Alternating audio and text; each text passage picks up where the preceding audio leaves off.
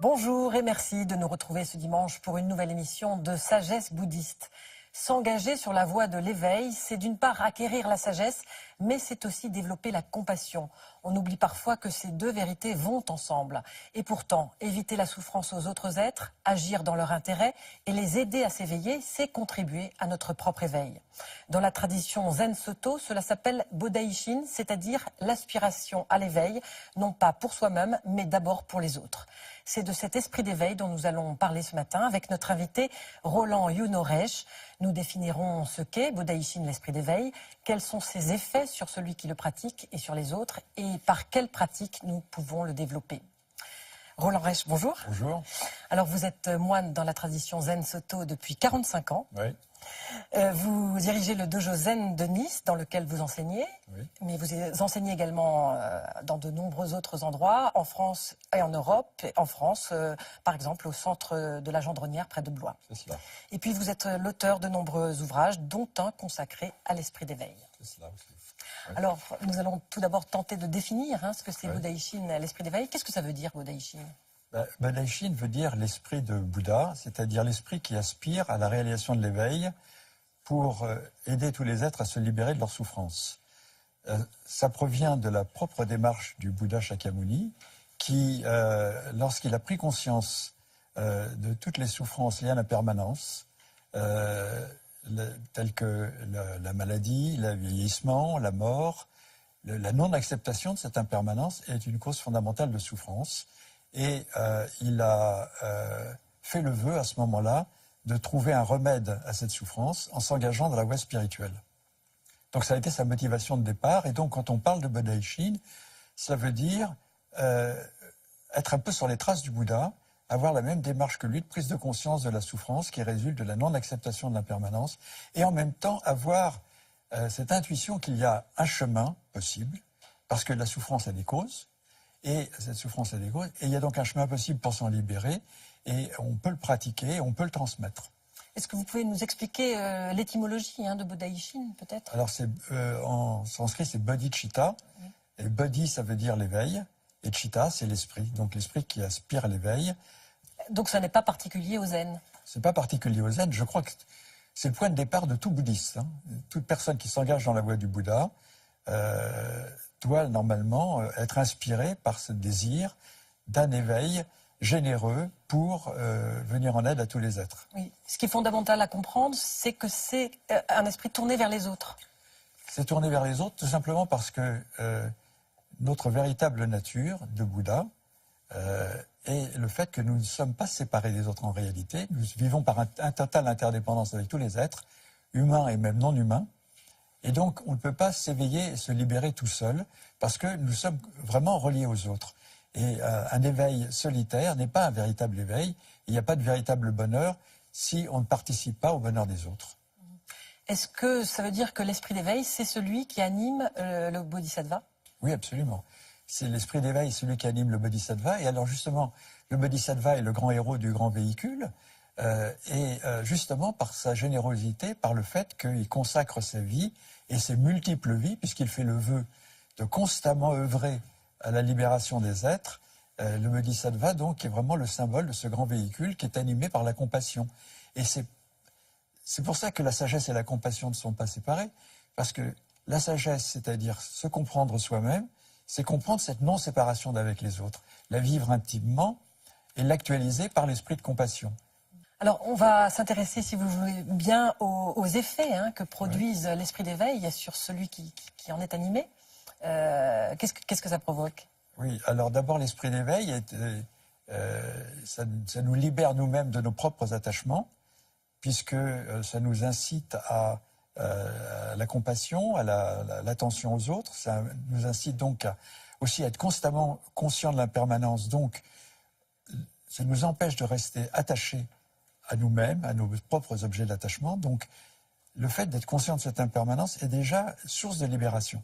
Autrement dit, l'impermanence est cause de souffrance quand on la refuse et source de libération lorsque l'on accepte. C'est pour ça que j'insiste beaucoup sur le fait que Bodhaishin est enraciné dans cette prise de conscience de l'impermanence et surtout dans la possibilité de l'accepter.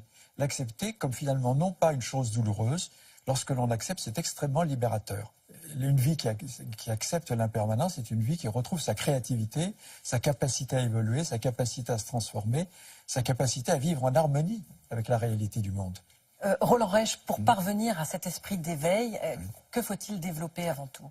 Donc il faut être toujours conscient de l'impermanence. Tout n'existe que par des relations d'interdépendance et cela fait que rien ne reste fixe. Le jeu de l'interdépendance fait que tout change constamment. Et donc, tout ce qui naît est appelé à mourir, tout ce qui apparaît est appelé à disparaître. Et tant qu'on est attaché aux choses, aux êtres, aux objets, à son propre ego, qui est mortel, qui va devoir mourir, on est forcément dans l'inquiétude. Et même dans les grands moments de bonheur, il y a toujours cette peur de perdre ce qui conditionne notre bonheur. Donc, tant qu'on n'a pas réussi à intégrer l'impermanence, et en faire non pas une cause de peur, mais au contraire une source de libération des attachements, eh bien, on ne peut pas être véritablement heureux. À l'inverse, si on le réalise, c'est une source de bonheur infini. C'est-à-dire que ça nous pousse constamment oui, à rester en contact avec cette réalité de l'impermanence, et surtout, c'est une incitation à pratiquer, c'est-à-dire à considérer que la pratique est la chose vraiment la plus importante, et on va s'engager dans une pratique de bodhisattva, qui va consister notamment à pratiquer le don, oui. À être bienveillant à l'égard des autres, à pratiquer les paroles d'amour. Budaishin, ça implique d'aider les autres. On peut les aider de toutes sortes de manières, mais rendre service aux autres, ça peut être de les aider pour leur santé, ça peut être de leur donner, de faire un don, de leur donner de l'argent s'ils ont besoin d'argent, ça peut être de leur donner un conseil, ça peut être de construire quelque chose, construire un hôpital, c'est un effet de Budaishin, du point de vue bouddhiste par exemple. C'est pas forcément matériel. C'est pas forcément matériel, non, pas du tout. Aider les gens à développer eux-mêmes cet esprit d'éveil en eux, à leur donner conscience qu'il y a en eux une dimension spirituelle qu'il est possible de développer, c'est vraiment l'effet fondamental de Budaishin, c'est ce qui est recherché. Alors pour développer soi-même l'esprit d'éveil, on peut aussi donc développer les moyens habiles. Qu'est-ce que c'est précisément? Alors, en fait, les moyens habiles, ce sont les moyens appropriés pour véritablement aider profondément les êtres à se libérer de leur souffrance. Et pour cela, il faut avoir beaucoup d'empathie, beaucoup de compassion, mais surtout ce qu'on appelle l'empathie, c'est-à-dire la capacité de se mettre à la place de l'autre pour ne pas projeter sur l'autre ses propres idées, sa propre vision de ce qui est bien et de ce qui est juste, mais sentir dans l'état où se trouve la personne, qu'est-ce qui va pouvoir la toucher et l'inciter à entrer dans un cheminement spirituel. Et ça peut être, par exemple, la santé. A priori, ce n'était pas l'argument numéro 1 du Bouddha pour inciter les gens à pratiquer la voie. Mais n'empêche que les gens sont très attachés à leur santé. Et les gens qui sont attachés à leur santé, si on leur fait valoir que la pratique de la voie, et notamment de la méditation, contribuera à leur santé, réduira leur stress, renforcera leur capacité de résister aux agressions, donc leur immunité, etc. Bon, c'est un moyen habile, mais il y a toutes sortes de moyens habiles. Par exemple, les sportifs qui ont souvent du stress avant la compétition, on peut leur faire valoir que grâce à la pratique du zen, et notamment la méditation, eh bien, ils trouveront le calme, la concentration, ils seront plus performants. Les hommes d'affaires, ça peut paraître paradoxal, mais il n'empêche que c'est aussi vrai. Pour être un bon homme d'affaires, il faut être justement conscient de l'impermanence. Parce que dans le monde économique aussi, tout change. Donc il faut être à la pointe du changement et même devancer le changement. Donc avoir cette conscience de l'impermanence, cette conscience de l'interdépendance, et aussi finalement développer un esprit de sympathie pour tous les collaborateurs avec lesquels on est en contact. Et donc c'est pas contraire.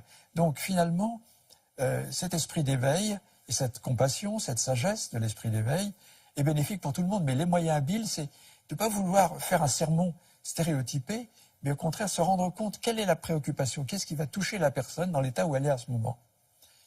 Et accentuer l'enseignement sur ce qui va l'aider. Est-ce que justement l'esprit d'éveil aussi permet de comprendre que la différence qu'il y a entre être et avoir et posséder? Bien sûr. Ça, c'est une chose absolument fondamentale. Dans le monde matérialiste dans lequel on vit, malheureusement, et la publicité nous y encourage, on a toujours tendance à croire que notre bonheur dépend de ce que l'on va pouvoir acquérir. Ça va être acquérir des biens matériels, mais aussi acquérir des relations, du pouvoir, de l'argent, du prestige. Mais acquérir, c'est être vraiment obtenir quelque chose. Ça paraît logique du point de vue de l'ego, mais en fait, ça ne nous donne qu'un bonheur très relatif, très éphémère, parce que c'est un bonheur dépendant de quelque chose qui est impermanent. Ce que l'on possède, on peut le perdre. La santé, on peut la perdre. L'argent, on peut la perdre. Le beau travail, on peut le perdre. Et donc, tant qu'on n'est pas ancré dans une autre dimension complémentaire, qui est la dimension de l'être, qui est une dimension d'être éveillé à la véritable nature de notre existence, et de vivre en harmonie avec cela, justement en développant une attitude généreuse, en développant une attitude de compassion, en étant coopérant avec les autres, en cultivant, autrement dit, notre manière d'être dans le monde, qui soit en harmonie avec le dharma, avec la voie. Ça, c'est une véritable source de bonheur. Ce qui ne veut pas dire d'être dans le sacrifice. Souvent, on a l'impression que le bodhisattva est un être qui se sacrifie, qui renonce au plaisir, au bien matériel, etc. Pas nécessairement. Mais il faut simplement ne pas être dominé par le désir d'acquisition et réaliser qu'il y a une autre dimension dans la vie et que finalement, il y a du bonheur aussi à être dans un bonheur beaucoup plus stable, à être dans cette dimension spirituelle de la vie. Quel est le rôle de la transmission de maître à disciple par rapport à l'esprit d'éveil? Alors justement, l'esprit d'éveil, le rôle de la transmission, c'est de transmettre cet esprit d'éveil. Et donc, il est très important pour maintenir et développer l'esprit d'éveil, d'être en rapport avec cette transmission des 3 trésors. Donc, d'être en rapport avec un maître qui veille à préserver cet état d'esprit, d'être en rapport avec le dharma, c'est-à-dire l'enseignement du Bouddha. Donc, ne pas du tout négliger l'étude des enseignements du Bouddha, parce que ça va nous ramener constamment à l'essentiel. Donc, même dans le zen où on croit qu'on n'étudie pas beaucoup, c'est pas vrai. Dans le zen, on doit étudier les sutras, les enseignements du Bouddha. Et puis, la sangha, la communauté, est un excellent stimulant, est un lieu aussi dans lequel on peut exercer cet esprit d'éveil et cet esprit de solidarité avec les autres. Et donc, c'est une communauté, voilà, très stimulante pour encourager Bodhaïshin. Alors, juste un mot de conclusion, Roland Reich. Est-ce que tout le monde peut développer l'esprit d'éveil? Alors, bien sûr, tout le monde peut développer l'esprit d'éveil, parce que tout le monde a l'esprit, tout le monde a cette nature de Bouddha, et que finalement, on ne peut véritablement, comme je l'ai déjà dit, être heureux qu'en lui permettant de s'épanouir. Mais surtout, je crois que on a fondamentalement en nous, nous sommes des êtres religieux. Et le mot religieux, malheureusement, nous sommes dans une émission religieuse, mais le mot religieux, maintenant, attire beaucoup de suspicions parce que les institutions religieuses ont commis malheureusement pas mal d'erreurs dans le passé. Et donc, du coup, on se méfie du mot religieux. Mais moi, je crois qu'il faut revenir à un véritable esprit religieux d'avant les religions, d'avant le fait que les religions se sclérosent dans des institutions et retrouver l'élan initial, qui était un élan toujours généreux. Chez le Christ, c'était vraiment l'amour universel qu'il a transmis. Chez le Bouddha, c'était la compassion universelle. Et c'est toujours cet élan vers les autres dans l'esprit religieux. Et je crois qu'on vit dans un monde où beaucoup de gens souffrent de l'égoïsme, de la violence, de l'individualisme, et qu'on a vraiment besoin de retrouver cet esprit religieux d'avant les religions. Autrement dit, de retrouver la dimension spirituelle de notre vie, qui est la condition du véritable bonheur. Voilà, ce sera le mot de la fin. Merci d'avoir répondu à nos questions, Roland Reich. Pour terminer, voici à présent quelques suggestions de lecture. Tout d'abord, Bodhaïshin, l'esprit d'éveil, de notre invité Roland Yuno Reich, édition Yuno Kusen, que l'on peut trouver au dojo de Nice. L'ouvrage décrit avec une grande précision ce qu'est cette aspiration à l'éveil, ce qu'elle apporte et comment on peut la développer au quotidien avec la pratique de Zazen. Sutra Zen, aux éditions Le Relier, on trouve dans ce livre les principaux sutras zen chantés dans tous les temples et dojo zen. Et puis La marche à la lumière de Chanditeva aux éditions France Loisirs. Voilà, c'est la fin de notre émission. Merci de l'avoir suivie. Vous pouvez la revoir toute la semaine sur le site internet de France 2 en consultant plus.fr. Nous vous souhaitons à tous un très bon dimanche. À la semaine prochaine.